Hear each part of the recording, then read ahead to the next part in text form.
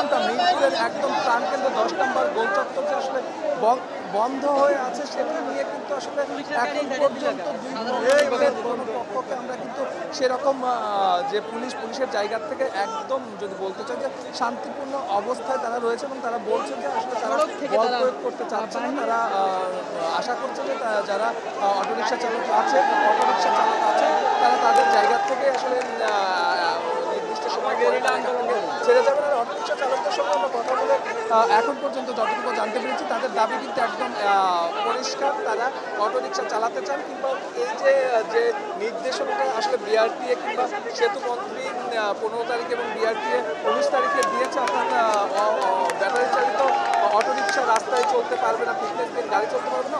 এই অটোরিকশা আসলে তারা অন্তত গলিতে চালানোর অনুমতিটা চান কিংবা তারা আসলে সরকারের কাছ থেকে মিনিমাম তারা একটি সময় চান, সেটি 3 থেকে 4 মাস, অর্থাৎ তাদের বিকল্প কর্মসংস্থান করতে হবে। তাদের কথা তাদের বিকল্প কর্মসংস্থান করতে হবে, তারপরেই কিন্তু তারা আসলে এই রাস্তা ছাড়বে। আজকে তারা একটি নির্দিষ্ট সময় পর রাস্তা ছেড়ে দিতে এমনটা আমাদেরকে জানিয়েছেন। তবে কালকে তারা সচিবালয়ে যাবেন এবং সেতুমন্ত্রী বরাবর